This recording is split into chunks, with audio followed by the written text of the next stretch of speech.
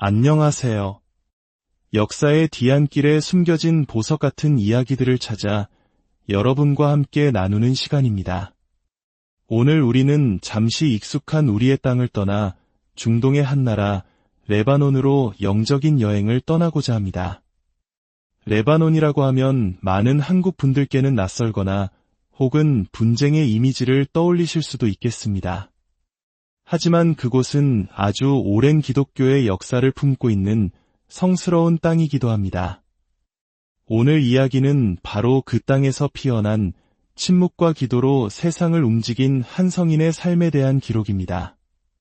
19세기 레바논의 험준한 산골짜기에서 살았던 한 겸손한 수도사. 그의 이름은 성 샤르벨 마클루프입니다. 그는 어떻게 우리 시대 가장 기적적인 성인 중 한 명으로 불리게 되었을까요? 오늘 이 이야기를 듣는 모든 분들의 마음에 하느님의 평화와 은총이 가득하기를 기도하며 성 샤르벨의 신비로운 여정을 함께 시작하겠습니다. 만약 이 이야기가 여러분의 영혼에 작은 울림을 준다면 좋아요와 구독으로 저희 여정에 동행해 주시고 이 은혜로운 이야기를 소중한 분들과 함께 나눠주시는 것도 하느님의 사랑을 전하는 아름다운 방법이 될 것입니다. 제1장 하느님의 부르심 때는 1828년 5월 8일 하느님의 깊은 섭리 안에서 한 아이가 세상에 태어났습니다. 레바논 북부의 높은 산악지대에 자리한 작은 마을 베카 카프라였습니다. 훗날 하느님의 은총을 담는 비범한 그릇이 될 이 아이의 이름은 유세프 안툰 마클루프. 깊은 신앙심을 지닌 가난한 농부의 아들이었습니다. 유세프가 겨우 3살이었을 때 아버지 안툰이 세상을 떠났고 어머니 브리지타는 홀로 남겨진 아이들을 신앙 안에서 키워내야 하는 무거운 짐을 짊어졌습니다. 이 가슴 아픈 상실은 어린 유세프의 마음에 깊은 흔적을 남겼고 그는 어려서부터 고독과 기도를 사랑하는 아이로 자라났습니다. 마을 사람들은 어린 유세프가 집안의 소박한 양떼를 돌보면서도 틈만 나면 바위 틈에 자신만의 작은 피난처를 만들고 조용히 묵상에 잠기곤 했던 모습을 기억합니다. 마치 고향을 둘러싼 저 산 너머의 무언가를 꿰뚫어 보는 듯 지평선을 응시하며 기도에 깊이 잠겨있는 아들을 발견하는 것이 가족들에게는 드문 일이 아니었습니다. 하느님을 향한 내면의 부르심은 시간이 흐를수록 더욱 강렬해졌습니다. 마침내 23살이 되던 해 그는 두 삼촌 외에는 아무에게도 알리지 않은 채 조용히 집을 떠나 마이푹의 성모님 수도원으로 향했습니다. 하느님께 자신의 모든 것을 바치기 위한 결단이었습니다. 유세프의 갑작스러운 실종은 가족, 특히 어머니에게 큰 슬픔을 안겨주었습니다. 아들이 수도원에 들어갔다는 사실을 알게 된 어머니와 친척들은 그를 집으로 데려오기 위해 찾아갔습니다. 마을에 착하고 어여쁜 처녀와의 혼담까지 제안하며 아들의 마음을 돌리려 애썼습니다. 하지만 젊은 유세프의 결심은 바위처럼 굳건했습니다. 그는 단호하지만 부드러운 목소리로 대답했습니다. 어머니, 제 마음은 오직 하느님께만 속해 있습니다. 저는 저의 모든 것을 온전히 그분께 바치고 싶습니다. 짧은 수련 기간을 거친 후 유세프는 1853년 11월 1일 수도복을 입으며 새로운 이름을 받았습니다. 2세기 안티오키아의 순교자를 기리는 이름 사르벨이었습니다. 수도 서원 이후 형성기 내내 그의 장상들과 동료 수도사들은 사르벨의 비범한 신심과 엄격한 수도 규칙 준수, 그리고 침묵에 대한 깊은 사랑에 깊은 감명을 받았습니다. 이 젊은 수도사는 마치 다른 차원에 사는 사람처럼 보였습니다. 그의 몸은 땅에 있었지만 그의 영혼은 늘 하느님의 현존 안에 머물러 있는 듯했습니다. 수도 생활 초기부터 길러온 주님과의 이 깊고 친밀한 일치는 훗날 온 세상을 놀라게 할 그의 강력한 전구의 기초가 되었습니다. 제2장 거룩한 삶의 여정 안나야에 위치한 성마론 수도원은 마치 사막의 꽃이 사람들의 시선을 피해 고요히 그 아름다움을 드러내듯 사르벨 성인의 거룩함이 만개하는 무대가 되었습니다. 신학 공부를 마친 그는 1859년 7월 23일 마론파 총대 주교자가 있는 브케르케에서 사제로 서품되었습니다. 사제품을 받은 후 그는 안나야 수도원으로 돌아와 이후 16년 동안 장상들이 맡기는 모든 소임을 겸손하고 정확하게 수행하며 수도 생활을 이어갔습니다. 안나야의 수도사들은 사르벨 신부님이 어떻게 거의 영속적인 단식을 실천했는지 기억합니다.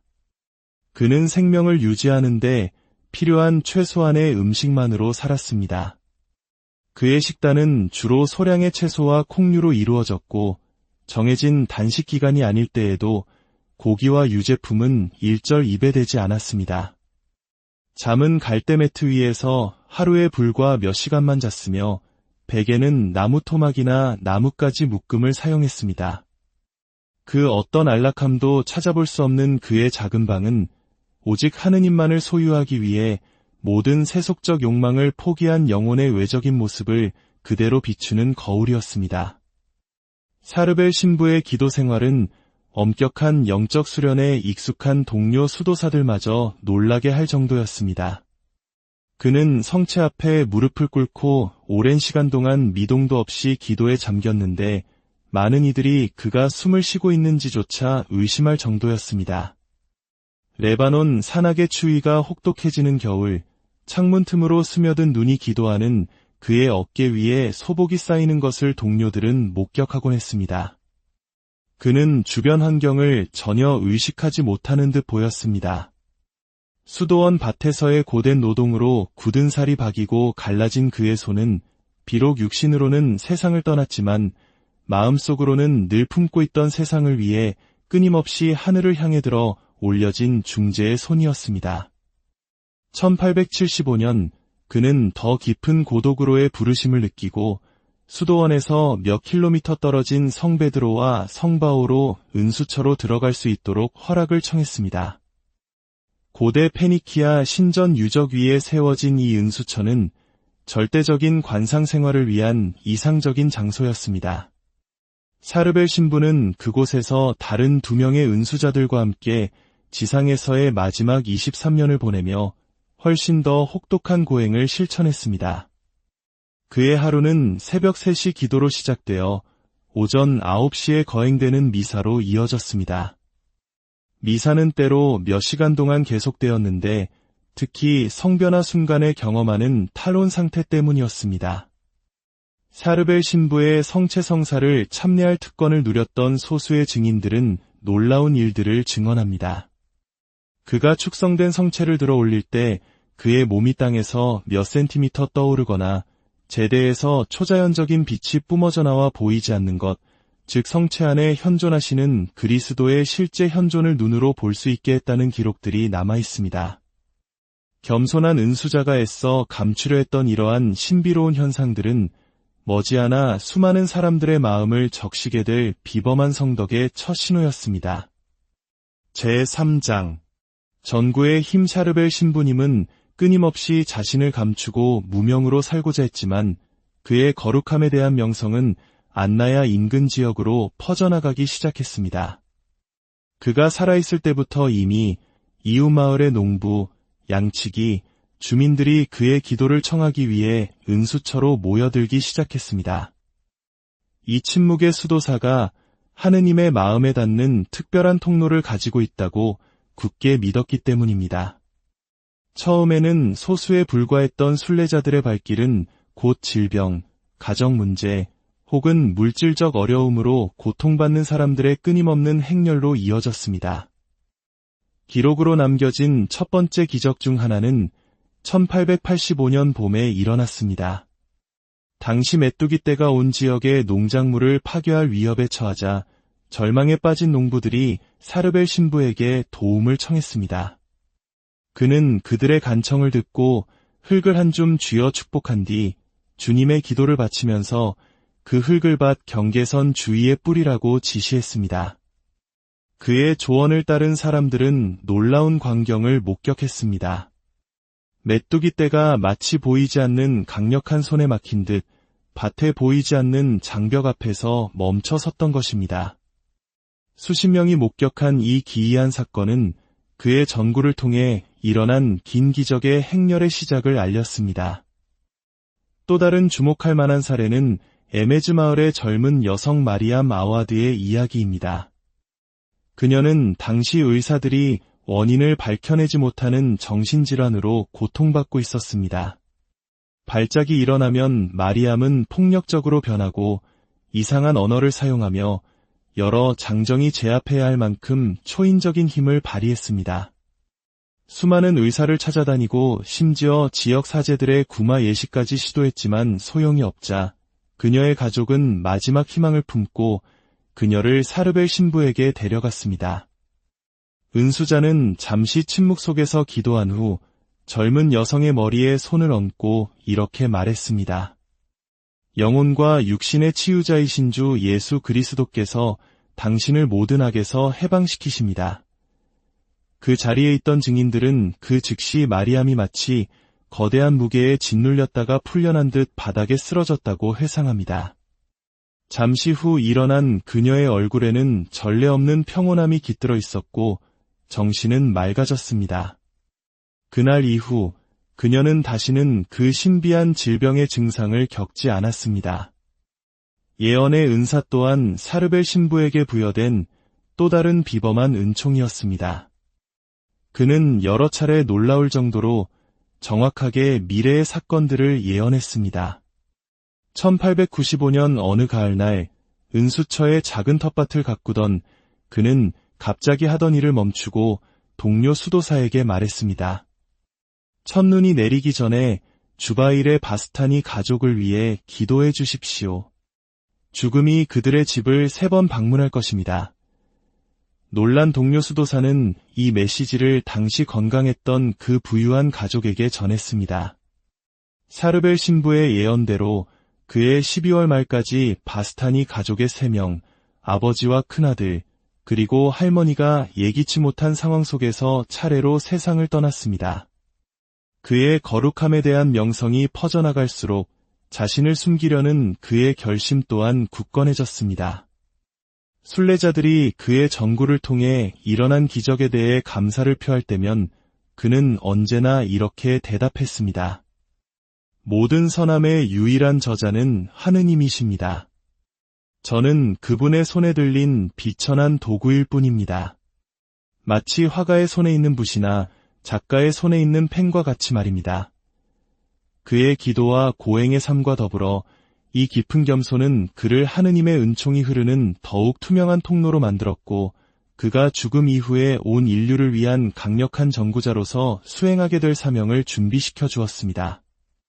제4장 무덤 위의 신비로운 빛 1898년 성탄 전야 사르벨 신부의 천상 영광이 시작되는 날이었습니다. 은수처의 작은 경당에서 미사를 집전하던 중 그는 성체거양의 순간에 뇌졸중으로 쓰러졌습니다. 극심한 고통 속에서도 그는 거룩한 희생 제사를 끝마쳤고 이후 8일 동안 병상에서 고통의 시간을 보냈습니다. 그리고 마침내 12월 24일 동료 수도사들이 지켜보는 가운데 70세의 나이로 하느님의 품에 안겼습니다.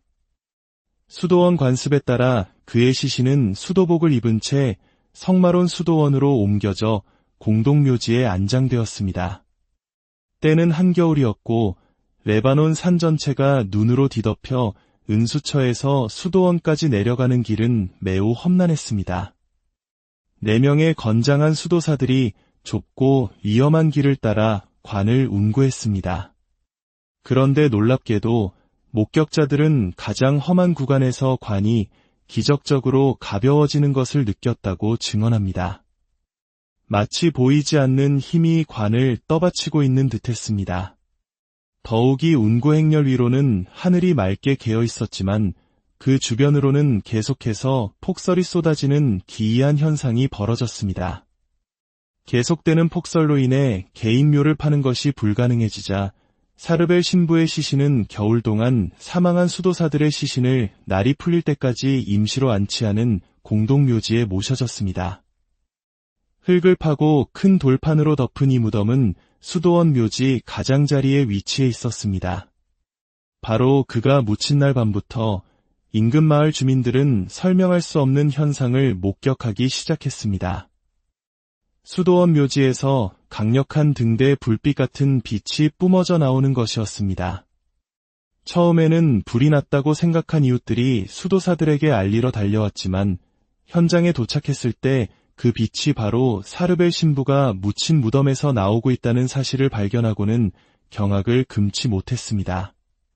어떤 증인은 100개의 촛불보다 밝았다고 했고 다른 증인은 한 점에 집중된 보름달 같았다고 묘사한 이 신비로운 빛은 해 질녘부터 나타나 동틀녘에 사라지기를 무려 45일 밤 동안 계속되었습니다.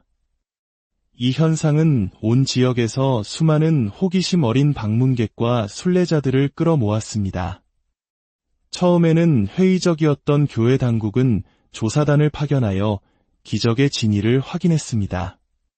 당시 레바논을 점령하고 있던 오스만 군대의 관리들까지 현장을 찾았습니다.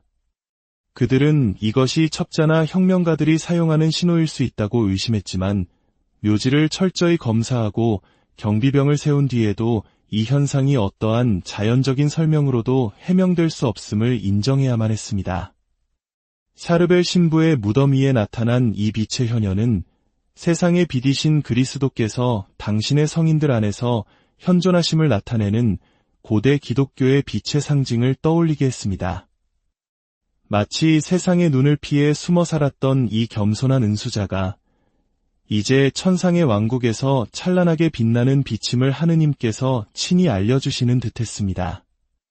이 놀라운 사건들을 보고받은 마론파 총대주교는 이 초자연적 현상과 관련된 모든 기록을 신중하게 문서화하도록 명령했고 이는 훗날 성 사르벨의 시복과 시성으로 이어지는 과정의 시작이 되었습니다.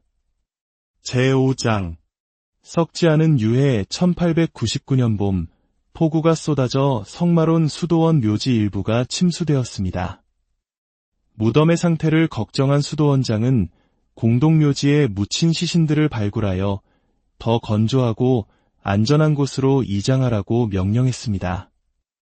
수도사들은 사르벨 신부가 안치된 무덤을 열었을 때 경악을 금치 못했습니다. 그가 세상을 떠난 지 4개월이 지났고 무덤은 물과 진흙으로 가득 차 있었음에도 불구하고 그의 시신이 전혀 썩지 않은 채 온전하게 보존되어 있었기 때문입니다. 더욱 놀라운 것은 시신을 들어 올리자 장미 향기가 은은하게 풍기는 투명한 액체가 몸에서 흘러나와 수위를 흠뻑 적시고 끊임없이 흘러내리는 것이었습니다. 이 설명할 수 없는 현상을 조사하기 위해 지역 의사인 조르주 슈크랄라 박사가 소환되었습니다. 그는 정밀 조사 끝에 이러한 보존 상태에 대한 과학적 설명을 찾을 수 없다고 결론 내렸습니다. 그의 공식 보고서에는 이렇게 기록되어 있습니다. 사르벨 신부의 시신은 살아있는 사람과 유사한 유연성과 체온을 보이고 있다. 혈액은 여전히 혈관 속을 순환하는 것처럼 보이며 몸에서 나오는 액체는 부패를 막는 방부 성질을 가지고 있다. 그는 이 현상이 알려진 자연 법칙을 초월하는 사례에 직면했다고 결론지었습니다. 교회 당국은 이 사건들을 확인한 후 시신을 백향목관에 안치하고 총대주교의 인장으로 봉인하여 수도원의 특별한 방에 모셨습니다. 정기적으로 관을 열어 시신의 상태를 확인하고 계속 흘러나오는 액체로 흠뻑 젖은 수의를 갈아입혔습니다. 의사, 공증인, 종교 지도자들이 입회한 가운데 이루어진 매번의 검사에서 시신은 자연 부패의 모든 법칙을 거스르며 유연하고 온전한 상태를 유지하고 있음이 확인되었습니다. 이 놀라운 현상은 수십 년간 계속되었습니다. 1927년 그의 시복 절차의 일환으로 교황청에서 파견된 위원회가 입회한 가운데 매우 엄숙한 발굴이 이루어졌습니다.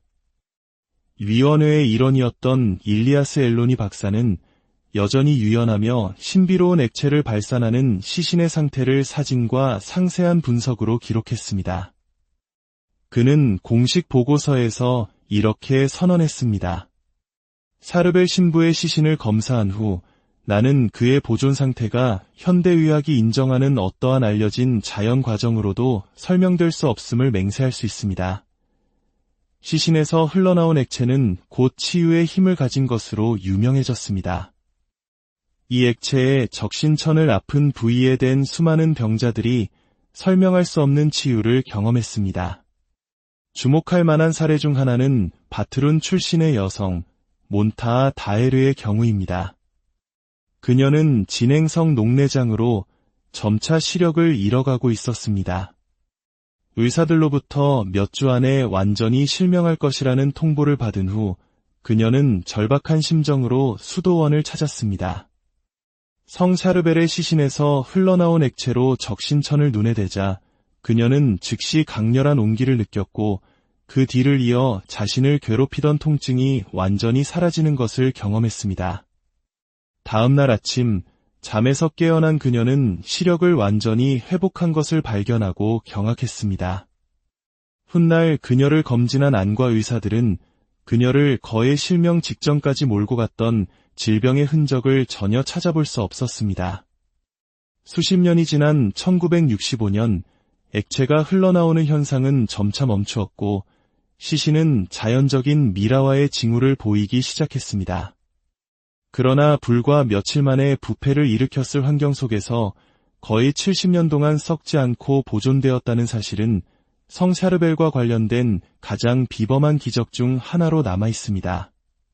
성녀 베르나데트 수비루나 성유한 보스코와 같은 다른 성인들의 경우처럼 이 눈에 보이는 성덕의 표징은 레바논 은수자의 영웅적인 덕행의 삶에 대한 하느님의 확증이자 그의 강력한 전구를 구하라는 초대장으로 신자들에게 해석되었습니다. 제6장 기적적인 치유 1950년부터 안나야의 성마론 수도원으로 향하는 순례는 폭발적으로 증가했습니다.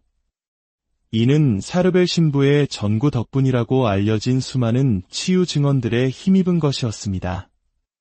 이 기적에 대한 명성은 레바논 국경을 넘어 시리아, 요르단, 이집트 등 중동의 다른 나라에서 온 병자들까지 끌어모았습니다. 교회 당국은 이러한 사례들을 적절히 기록하는 것의 중요성을 인식하고 증언을 수집하고 주장된 기적적 치유를 의학적으로 검증하는 임무를 맡은 특별위원회를 설립했습니다. 엄격하게 기록된 초기 사례 중 하나는 1951년 바트룬 출신의 목수 알레한드로 오에이다드의 경우입니다. 그는 심각한 작업장 사고로 오른손 손가락 4개가 절단되었습니다. 베이루트 병원의 의사들은 절단된 손가락을 다시 붙이려는 시도가 실패한 후 그에게 이 절단은 영구적이며 장애를 안고 사는 것에 적응해야 할 것이라고 통보했습니다. 다시는 자신의 직업으로 돌아갈 수 없을 것이라는 생각에 절망한 알레한드로는 사르벨 신부의 무덤을 찾아가 밤새도록 기도했습니다. 그는 밤샘 기도 중에 은수자가 미소를 지으며 다가와 다친 손을 만지며 이렇게 말하는 것을 보았다고 보고했습니다. 아들아, 믿음을 가져라. 믿음은 산을 옮긴다. 다음 날 아침 무덤 옆에서 잠들어 있던 그를 발견한 수도사들의 놀라움 속에서 알레한드로는 완벽하게 형성된 4개의 손가락이 오른손에 달려있는 것을 보여주었습니다. 손톱과 관절까지 완벽하게 기능했습니다. 이전에 그를 치료했던 의사들, 그 중에는 비기독교인들도 포함되어 있었는데 그들은 절단된 신체 부위의 이러한 재생이 알려진 모든 의학 법칙에 위배된다는 것을 인정해야만 했습니다. 마찬가지로 놀라운 것은 말기 후두암으로 고통받던 중년 남성 이스칸다르 오베이드의 사례였습니다. 베이루트와 다마스쿠스의 최고 병원에서 여러 차례 치료를 받은 후 전문의들은 그에게 살 날이 몇 주밖에 남지 않았다고 통보했습니다. 사르벨 신부에게 독실한 신심을 가졌던 그의 아내는 남편의 극도로 쇠약한 상태에도 불구하고 그를 수도원으로 데려가야 한다고 주장했습니다. 그들은 3일 동안 무덤 옆에 머물며 기도하고 은수자의 유해 앞에서 타오르는 등불의 기름에 적신천을 바르며 시간을 보냈습니다. 셋째 날, 이스칸다르는 심한 기침과 함께 피 섞인 덩어리를 토해냈고 그 후 즉시 안도감을 느끼며 말하고 삼키는 능력을 되찾았습니다. 베이루트로 돌아가 후속 검사를 받았을 때 종양 전문의들은 몇 주 전만 해도 그의 후두를 완전히 침범했던 종양의 흔적을 전혀 찾을 수 없자 당혹스러워했습니다. 그를 치료했던 수석 의사인 나지브 쿠리 박사는 공식 보고서에서 다음과 같이 말했습니다. 이렇게 진행된 상태의 암종이 완전히 그리고 갑작스럽게 사라진 것에 대한 의학적 설명은 없습니다. 이 사례는 종양학의 모든 알려진 원칙에 위배됩니다. 이러한 비범한 치유 소식은 처음에는 입소문을 통해 나중에는 레바논 및 국제 언론의 기사를 통해 빠르게 퍼져나갔습니다. 이러한 기적들의 특별한 점 중 하나는 가톨릭 신자나 기독교인에게만 국한되지 않았다는 것입니다. 수많은 무슬림, 드루즈파, 유대인들도 사르벨 신부의 전구를 통해 치유를 받았습니다. 다발성 경화증으로 인한 진행성 마비로 고통받던 트리폴리 인근 마을의 이맘 마흐무드 함무드의 경우가 그러했습니다. 전통의학과 현대치료법이 병의 진행을 멈추지 못하자 그는 기독교인 이웃의 권유로 마론파 수도사의 무덤을 방문하기로 결심했습니다. 그는 가족에게 이렇게 말했습니다. 만약 알라께서 이 기독교 성인에게 치유의 은사를 주셨다면 내가 종교적 자존심 때문에 이 축복을 거부한다면 좋은 무슬림이 아닐 것입니다. 성 샤르벨의 무덤 옆에서 자신의 이슬람 전통에 따라 기도하던 중 갑자기 일어난 그의 치유는 두 종교 공동체에 큰 충격을 주었고 교파의 경계를 초월하는 보편적인 성덕의 상징이 되었습니다. 교회에 의해 철저히 문서화되고 검증된 이러한 초기 기적들은 1965년 12월 5일째 2차 바티칸 공의회 기간 중 성바오로 6세 교황에 의해 사르벨 신부가 시복되는 기초를 마련했습니다. 그날 교황은 이렇게 말했습니다. 갈등으로 분열되고 긴장으로 찢겨진 세상에서 레바논 출신의 이 겸손한 수도사의 모습은 빛의 등대로서 그리고 기독교인과 비기독교인 모두를 위한 일치의 지점으로서 떠오릅니다. 이는 우리에게 진정한 거룩함이 사랑이신 하느님 자신을 반영하기 때문에 모든 사람을 끌어당긴다는 것을 상기시켜줍니다. 제7장 누아드 엘 샤미의 기적성 사르벨에게 바쳐진 수많은 기적들 가운데 누아드 엘 샤미의 사례는 엄격한 의학적 기록과 국제적인 영향력으로 인해 단연 돋보입니다. 1993년에 일어난 이 비범한 사건은 은수자 성인에 대한 신심의 전환점이 되었으며 그의 무덤으로 향하는 순례의 폭발적인 증가와 그의 공경이 전 세계적으로 퍼져나가는 계기가 되었습니다. 레바논 북부에 사는 12아이의 어머니였던 누아드 엘 샤미는 55세의 나이에 심각한 퇴행성 질환으로 오른쪽 몸이 부분적으로 마비되었습니다.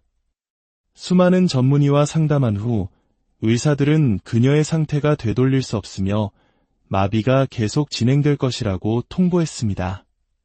1993년 1월 22일 밤 잠을 자던 누아드는 놀라운 환시를 경험했습니다.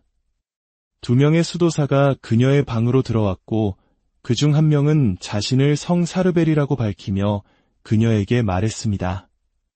나는 지극히 복되신 동정 마리아의 요청으로 당신을 수술하러 왔습니다. 그녀는 수도사의 손이 자신의 목을 열고 어떤 종류의 시술을 한 다음 절개 부위를 닿는 것을 느꼈습니다. 잠에서 깨어났을 때 누아드는 자신의 목에 이전에는 없었던 약 10cm의 흉터가 생긴 것을 발견하고 깜짝 놀랐습니다. 그리고 이전에 마비되었던 오른쪽 팔과 다리를 완벽하게 움직일 수 있다는 것을 깨달았습니다. 그녀는 몇 년 만에 처음으로 도움 없이 일어서서 정상적으로 걸었고 가족들은 충격에 빠졌습니다. 그녀를 치료했던 신경과 의사 나빌 호카얀 박사는 검사 결과에 당혹스러워했습니다. 몇 주 전만 해도 심각한 퇴행성 병변을 보였던 신경계가 모든 검사에서 절대적으로 정상적인 상태를 보였기 때문입니다. 이 사례를 더욱 비범하게 만든 것은 환시 중에 성 샤르벨이 누아드에게 모든 사람이 이 기적을 믿도록 수술의 표징이 당신의 목에 남을 것이며 매년 1월 22일이 되면 그 흉터가 열리고 피를 흘릴 것이다. 라고 말했다는 점입니다. 실제로 1994년부터 오늘날까지 매년 1월 22일이 되면 누아드의 목에 있는 흉터가 열리고 약 24시간 동안 피 섞인 체액을 분비한 후 유료적 개입 없이 다시 닫히는 현상이 반복되고 있습니다. 이 현상은 전 세계의 의료팀과 텔레비전 방송팀에 의해 기록되었습니다. 누아드 엘 사미의 기적이 미친 영향은 모든 예상을 뛰어넘었습니다. 국제 언론이 이 소식을 전하면서 안나야 수도원으로 향하는 순례객 수가 기하급수적으로 증가했습니다. 모든 대륙과 종교를 초월한 사람들이 성 샤르벨의 무덤으로 모여들기 시작했고 수도원은 중동에서 가장 많이 방문하는 성지 중 하나가 되었습니다. 치유 이후 자신의 삶을 성인의 메시지를 전파하는데 헌신한 누아드의 살아있는 증언은 수많은 병자들에게 희망을 가져다 주었고 물질주의로 얼룩진 세상에서 많은 이들의 신앙을 강화시켜 주었습니다. 제8장 현대의 기적들 1977년 성 바오로 6세 교황에 의한 성 샤르벨의 시성은 그의 기적적인 활동의 끝이 아니라 오히려 그것을 더욱 강화시키는 계기가 된 듯 보입니다. 그 이후 오늘날까지 그의 전구를 통해 얻어진 비범한 은혜에 대한 증언은 계속해서 증가하여 일부에서는 샤르벨 현상이라고 부르는 흐름을 만들어냈습니다. 안나야 수도원에 설립된 성 샤르벨 연구센터는 매년 5개 대륙에서 온 수천 건의 증언을 기록하고 있으며 그중 다수는 과학적 관점에서는 설명할 수 없음을 증명하는 유료 기록을 동반합니다. 회의론자였던 레바논의 전자공학자 레이몬 나데르는 1994년 안나야의 은수처에서 성 샤르벨과 신비로운 만남을 가진 후 급진적인 회심을 경험했습니다. 어느 날 밤 그 성스러운 장소에서 홀로 깊은 묵상에 잠겨있던 중 그는 강력한 현존이 자신을 감싸는 것을 느꼈고 성스러운 은수자의 형상을 띤 강렬한 빛을 보았습니다. 다음 날 놀랍게도 그는 자신의 어깨에 화상과 유사한 5개의 자국이 있는 것을 발견했습니다. 마치 누군가 빛나는 손으로 그를 만진 것처럼 완벽한 손 모양을 이루고 있었습니다. 피부과 의사들이 검사한 이 자국들은 실제 화상의 특징을 보였지만 명백한 물리적 원인은 없었습니다. 더욱 놀라운 것은 이 자국들이 주기적으로 사라졌다가 다시 나타났으며 종종 중요한 전례 축일과 일치했다는 점입니다. 멕시코에서는 2003년 7살 소녀 마리아 고메즈의 가슴 아픈 사연이 대중의 주목을 받았습니다. 말기 급성 림프모구성 백혈병 진단을 받은 마리아에게 의사들은 더 이상 치료법이 없으며 몇 주 안에 세상을 떠날 것이라고 통보했습니다.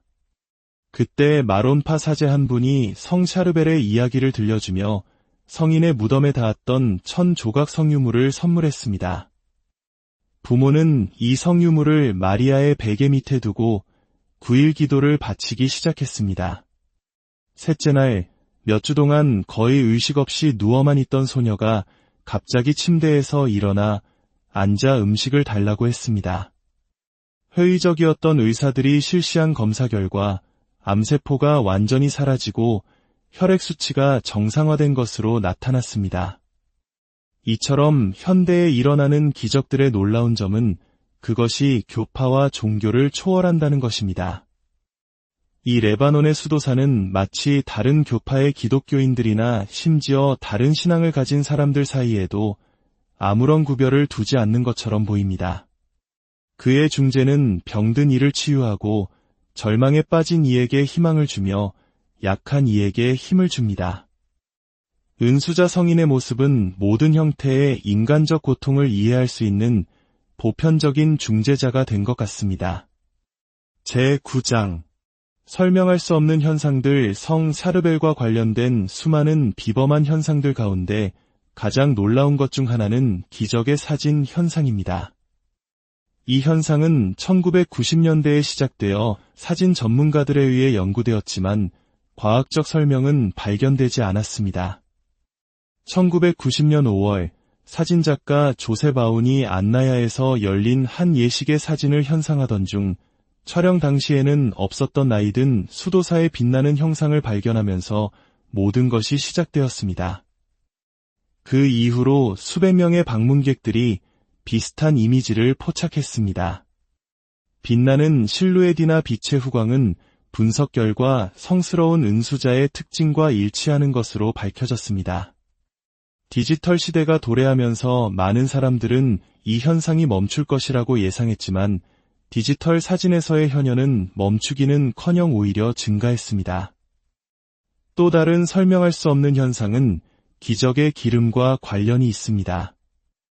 수천 개의 가정에서 성 샤르벨의 성화상이 설명할 수 없이 장미나 유향과 유사한 향기로운 기름 액체를 발산하기 시작했습니다. 화학 분석 결과 이 액체는 올리브유와 유사하지만 독특한 분자 구성을 가지고 있는 것으로 확인되었습니다. 과학적으로 기록된 이러한 현상들은 우리 세상에서 성인이 활발하게 현존하고 있음을 보여주는 믿는 이들을 위한 가시적인 표징의 역할을 합니다. 제10장 보편적인 성인 성 샤르벨에 대한 신심의 한 가지 놀라운 특징은 그 비범한 보편성입니다.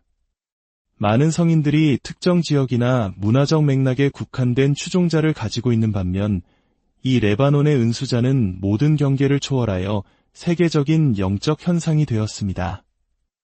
멕시코에서는 1995년 이후 놀라울 정도로 성 샤르벨에 대한 신심이 확산되었습니다. 오늘날 멕시코 전역에 200개가 넘는 본당의 성인에게 봉헌된 경당이 있으며 그의 축일은 여러 주요 도시에서 대규모 행렬로 기념됩니다. 비슷한 현상이 필리핀에서도 일어났습니다. 아랍 국가들에서 성 샤르벨은 종교 공동체 간의 평화로운 공존의 상징이 되었습니다.